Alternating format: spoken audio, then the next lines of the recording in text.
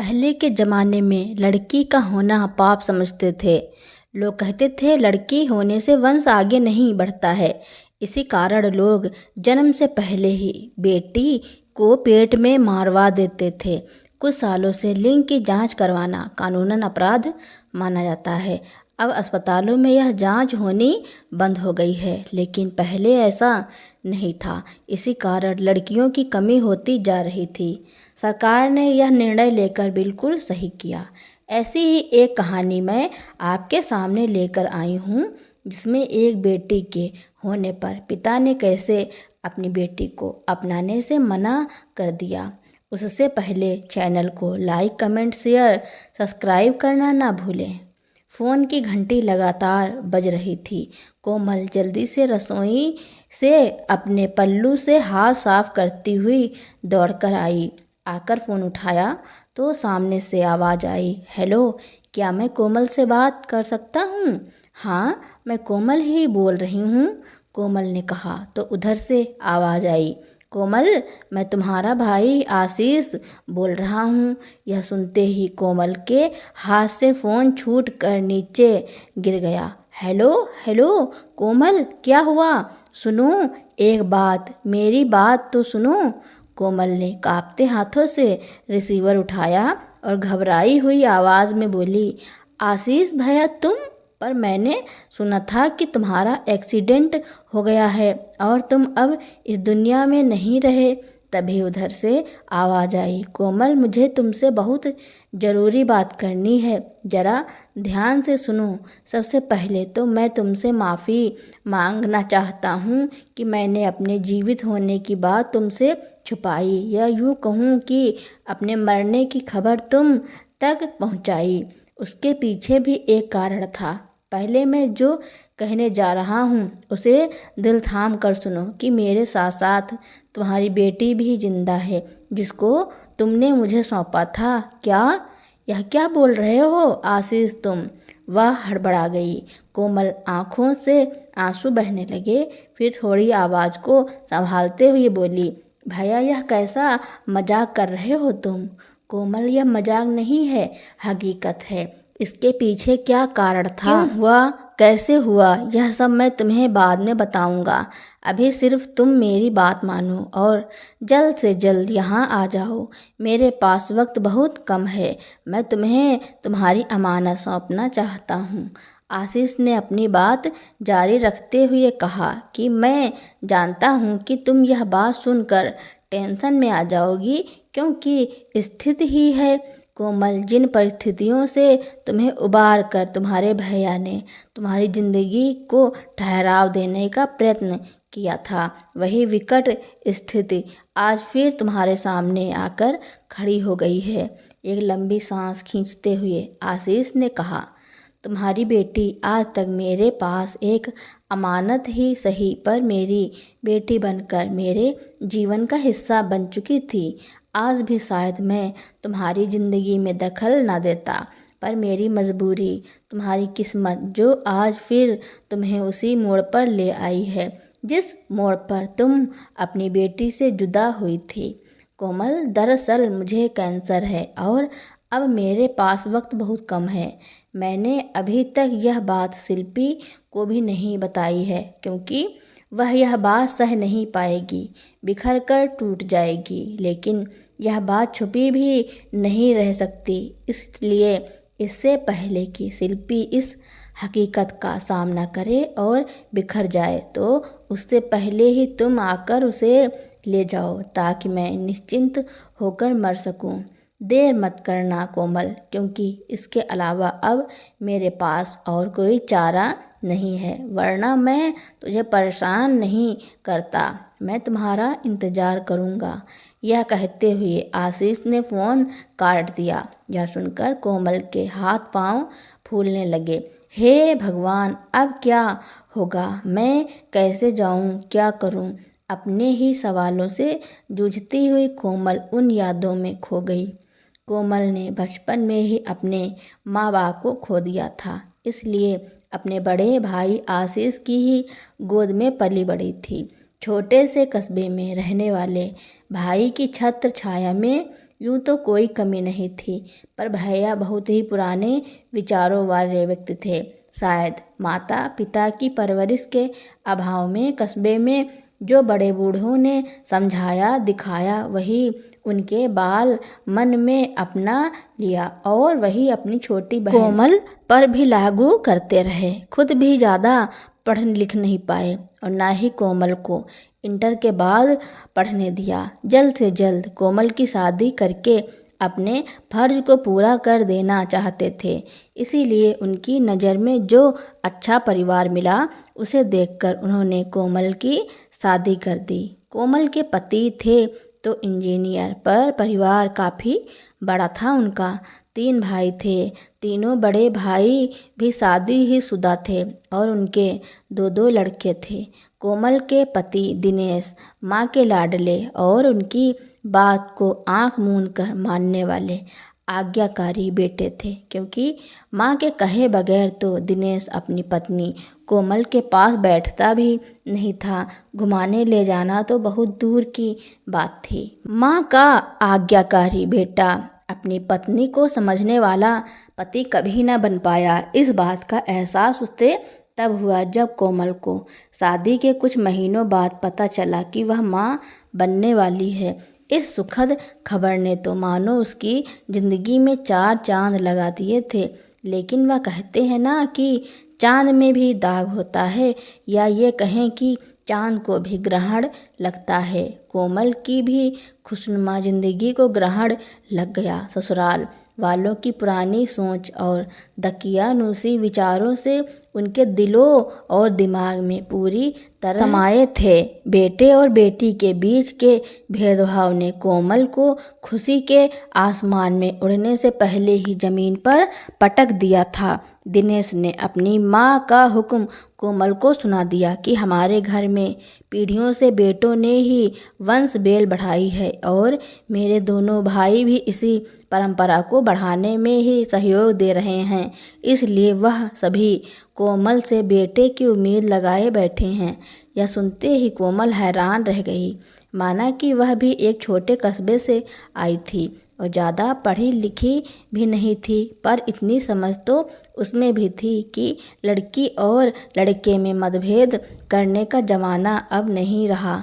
अब लड़कियों को भी वही सम्मान और स्थान मिलने लगा है जो लड़कों को दिया जाता है। उसने दिनेश को समझाने की कोशिश की कि देखो दिनेश, आप क्यों लड़के और लड़की में इतना अंतर कर रहे हैं? क्यों हमारे होने वाले पहले बच्चे की खुशी को कम कर रहे हो? और फिर हमारे घर में पीढ़ियों से बेटी नहीं भी आई। बेटियां तो लक्ष्मी का रूप होती हैं। और फिर हमारे घर किसी बात की कमी तो है नहीं कि हम उसे नहीं पाल पाएंगे। जेठ जी के बेटे भी तो अपने बेटे जैसे ही हैं, उन्हें भी एक बहन मिल जाएगी। मैं यह नहीं कहती कि बेटी ही आएगी, पर अगर बेटी आए भी तो क्या आपत्ति है? यह सुनकर दिनेश आग बबूला हो उठा और गरजते हुए बोला कि अपना भाषण अपने पास रखो। मेरे बड़े भाइयों ने 2 बेटों को जन्म देकर इस परिवार की वंश को आगे बढ़ाया है, तो मैं भी यही चाहता हूँ कि मेरे भी कम से कम 2 बेटे हों। जहाँ तक बात है कि हमें कैसे पता होगा कि आने वाला पहला बच्चा बेटा होगा या बेटी, तो हम टेस्ट करवाएंगे। बेटा हुआ तो ठीक है, और अगर बेटी हुई तो उसका गर्भपात करवा देंगे। समझी तुम? अब मुझे और कुछ नहीं सुनना। बस इतना कहकर दिनेश वहाँ से चला गया। कोमल दिनेश का यह नया और रूप देखकर चकित रह गई। कोमल की किसी भी बात का दिनेश पर असर होना तो दूर, अब तो उसे दिनेश की इस धमकी से डर लगने लगा, और वही हुआ जिसका कोमल को डर था। 4 महीने बाद टेस्ट करने पर लड़की होने की रिपोर्ट आई तो दिनेश ने तो वहीं उस भ्रूण को गिराने की बात लगभग तय ही कर ली थी कि कोमल ने पहले घर आने की जिद की। शायद उसे अभी भी एक आशा थी कि वह दिनेश को समझा बुझा कर अपनी पहली बार माँ बनने की खुशी और उस बच्चे को बचाने की कोशिश कर लेगी। पर दिनेश और सारा परिवार टस से मस ना हुआ। उल्टा कोमल की सास ने यह भी कह दिया कि वह उस बच्ची को अपने मायके में जाकर गिराए, क्योंकि अभी तक उन्हें ऐसा पाप करने की नौबत नहीं आई थी और वह इस बेटी भ्रूण हत्या के पाप के भागीदार भी नहीं बनना चाहते थे। यह सुनकर कोमल के पैरों तले जमीन ही खिसक गई। सबकी इस बेवकूफ़ी और बचकाना हरकत पर उसे गुस्सा आ रहा था। वह मन ही मन बुदबुदाने लगी, वाह क्या बात है, पाप भी करना है और भागीदार भी नहीं बनना। सबके सब कितने स्वार्थी हैं। तो अब मैं क्या करूं? माँ बनने की खुशी मनाऊं या पेट में लड़की होने का दुख मनाऊं? क्या मेरी इच्छा का या मेरे अस्तित्व का कोई मोल नहीं है? लड़की को जन्म देना और गिराने का कष्ट तो मेरे शरीर को झेलना है। फिर मुझे कोई क्यों नहीं पूछ रहा कि मुझे क्या चाहिए?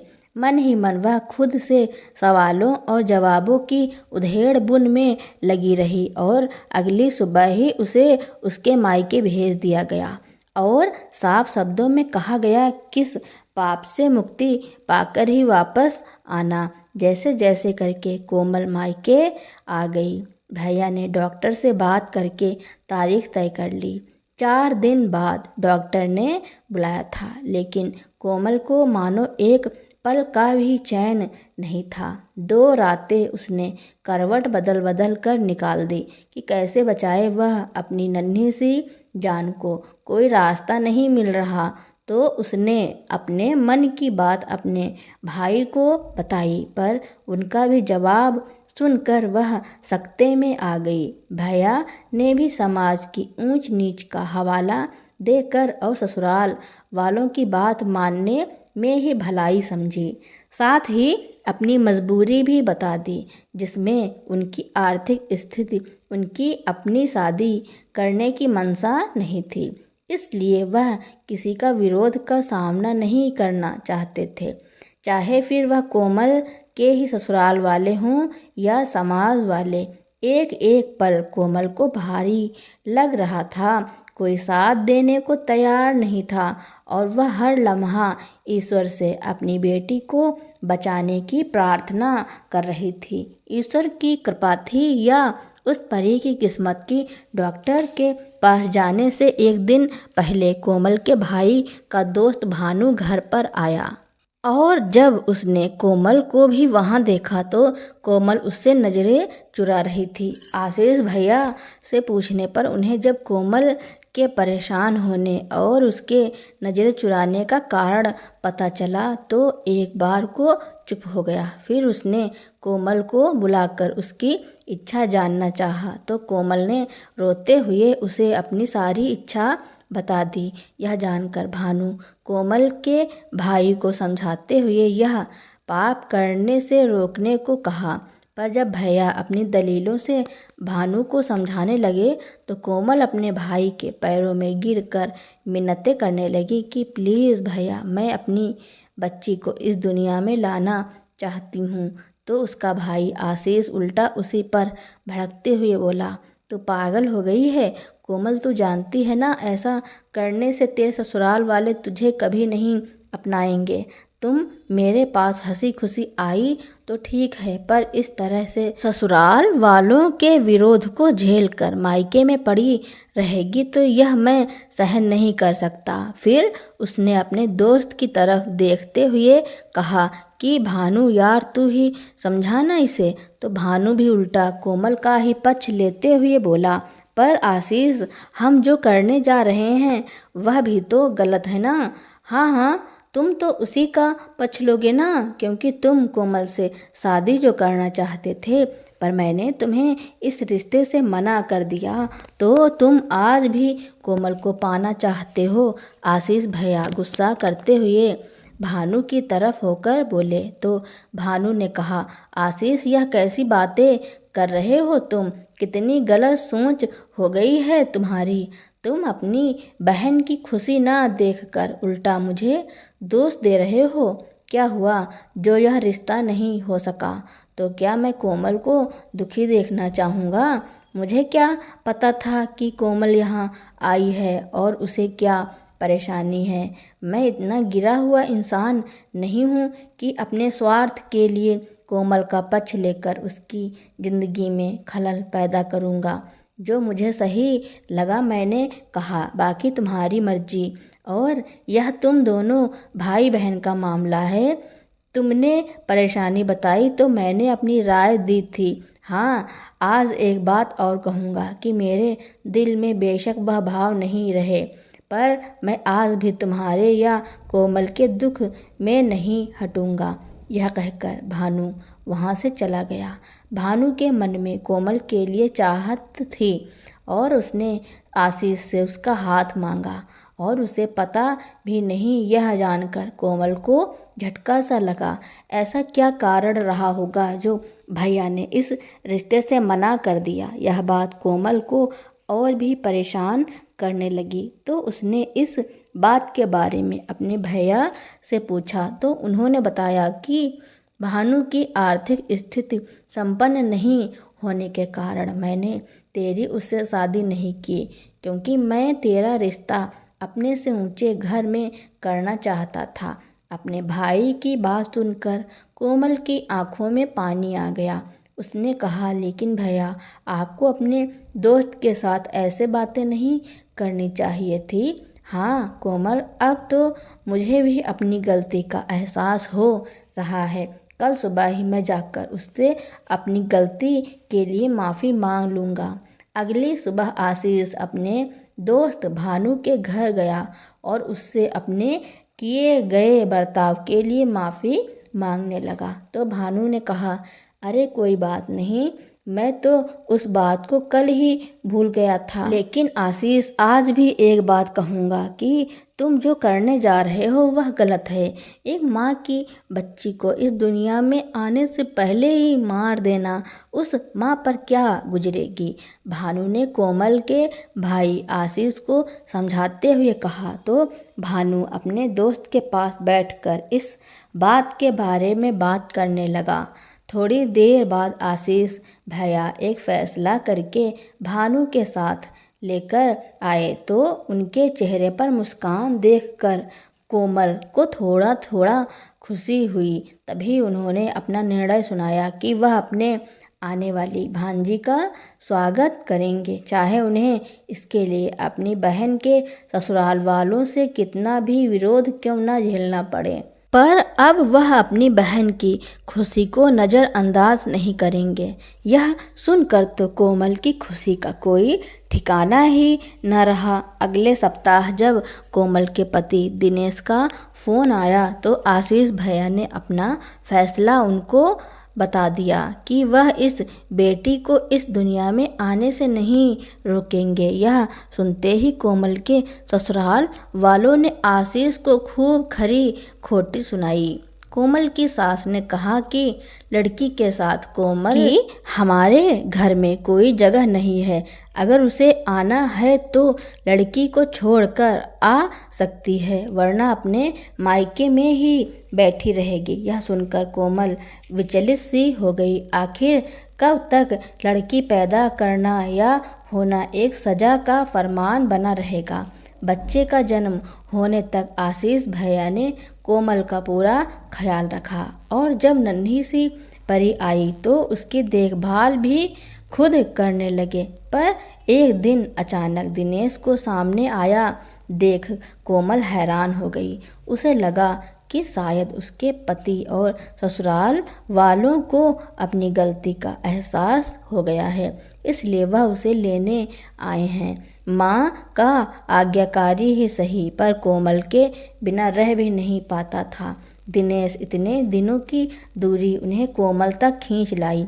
आशीष भैया से माफ़ी मांगकर अपनी इच्छा जताने लगे कि वह कोमल को ले जाना चाहता है, पर उसकी बेटी को शायद कोई नहीं अपनाएगा।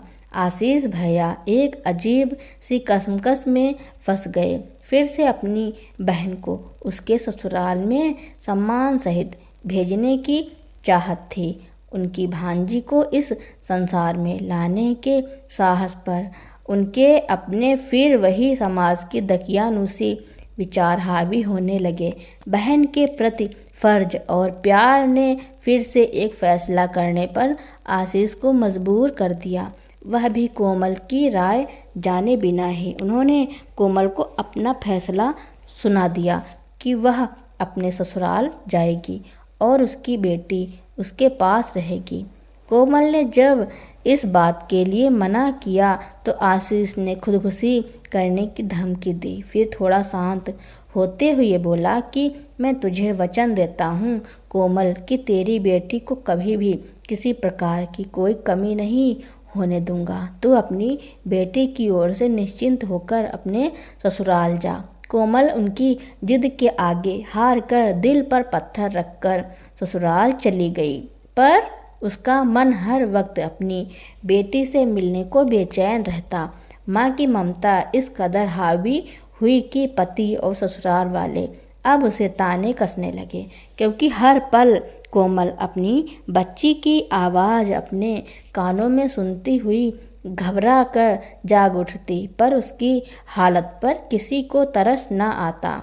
एक दिन उसकी इस हालत से तंग आकर दिनेश ने आशीष भैया को फ़ोन किया और उन्हें कोमल के बारे में सारी बात बताई। तो आशीष ने दिनेश को आश्वासन दिया कि जल्द ही वह इस बात का समाधान ढूंढ लेंगे। कुछ दिनों बाद फ़ोन आया कि भानु और आशीष भैया कोमल की बेटी शिल्पी को लेकर कहीं घूमने जा रहे थे और उनकी बस दुर्घटनाग्रस्त होकर किसी गहरी खाई में गिर गई, जहां से किसी के बचने की उम्मीद भी नहीं रही। कोमल यह सुनकर चक्कर खाकर गिर पड़ी। भाई और बेटी के खो जाने के सदमे से अभी उबर भी नहीं पाई थी कि मालूम हुआ कि वह फिर से माँ बनने वाली है। इस बार किस्मत ने उसका साथ दिया और कोमल 2 जुड़वा बेटों की माँ बन गई। ससुराल में उसकी खूब इज्जत बढ़ गई। उसके और उसके बच्चों के नाज नखरे उठाने को सब तैयार रहते। कोमल धीरे धीरे बच्चों की परवरिश में व्यस्त तो हो गई, पर अपने गम को पूरी तरह भुला भी नहीं पाई थी। आज करीब 10 सालों बाद जब उसे पता चला कि उसकी बेटी जिंदा है तो वह रोए या हंसे उसे कुछ समझ नहीं आ रहा था। इतने सालों पहले उसकी बेटी को अपनाया नहीं गया तो आज उसके ससुराल वाले कैसे अपनाएंगे। अब तो 2 और सदस्य उसके अपने बेटे भी थे, यह भी शायद नहीं अपना पाएंगे अपनी बहन को। पीढ़ी दर पीढ़ी घर में सिर्फ लड़के पैदा होने से सब मर्द सदस्यों में पुरुष होने का अहम कूट कूट कर भरा था, बिना इस बात के एहसास के कि उन्हें जन्म देने और उनके वंश को आगे बढ़ाने में एक औरत का ही हाथ है। फिर क्यों एक औरत के अस्तित्व को नकारने की मूर्खता कर रहे हैं, पर अब वह करे तो क्या करे। आज तो आखिर उसे दिनेश और अपने बेटे से इस बारे में बात करनी ही पड़ेगी। हम अपनी किस्मत से भाग नहीं सकते। ईश्वर के किसी निर्णय को बदलने की कोशिश हम कैसे कर सकते हैं। हम जिस चीज़ से भागते हैं किस्मत हमें फिर से ला खड़ा करती है। कोमल अपने आप ही सोच रही थी।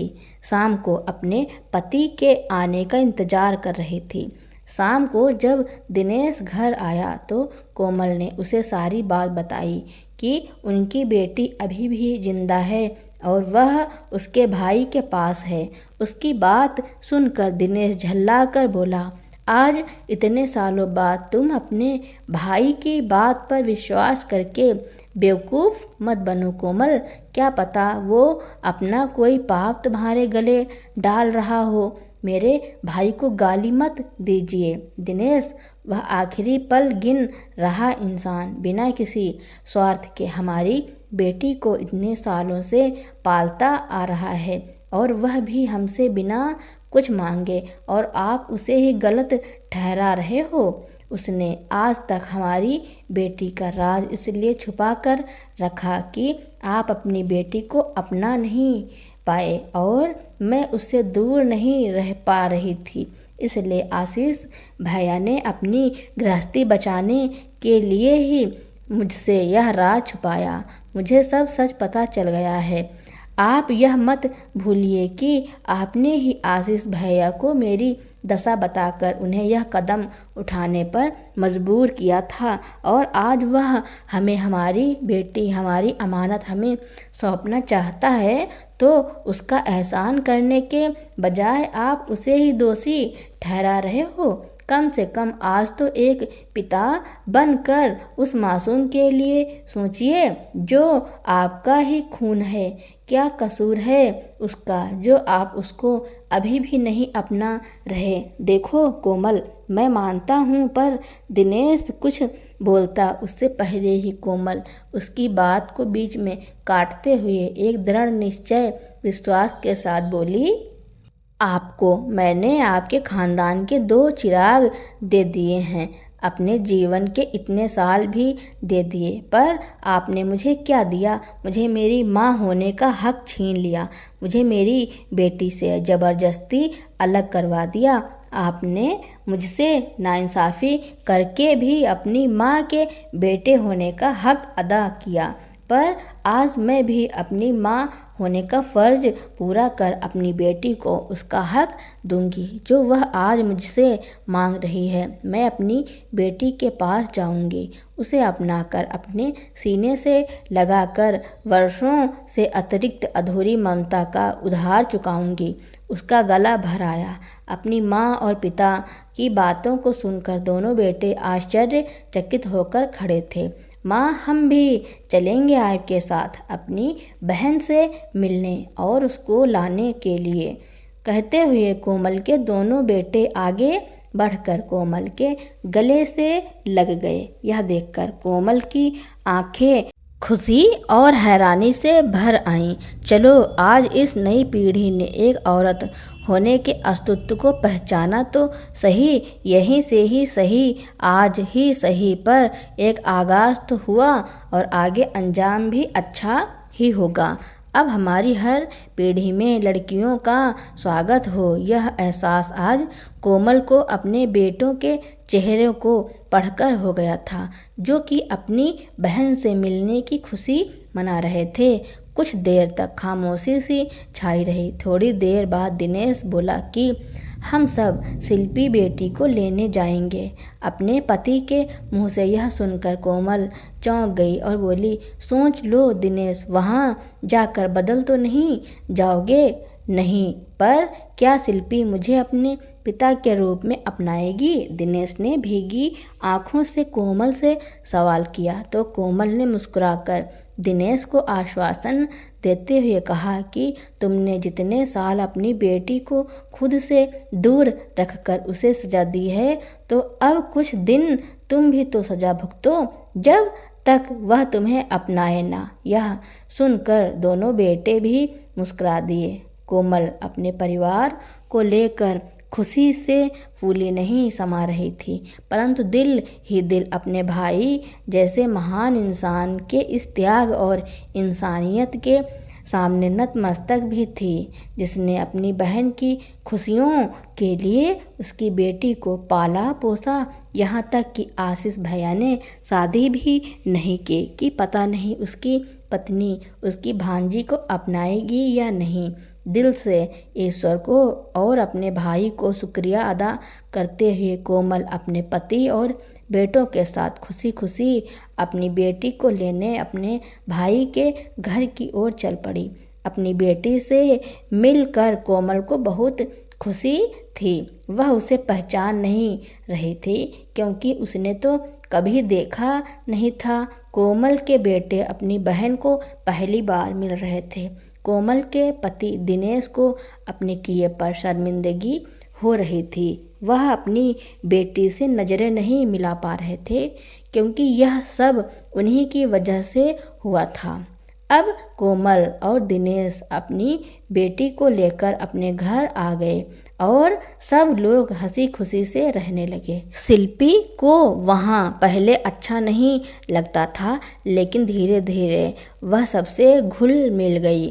तो दोस्तों, कोमल के भाई ने कोमल के लिए जो त्याग दिया उसके बारे में आपका क्या कहना है और यह स्टोरी आपको कैसी लगी कमेंट में ज़रूर लिखना।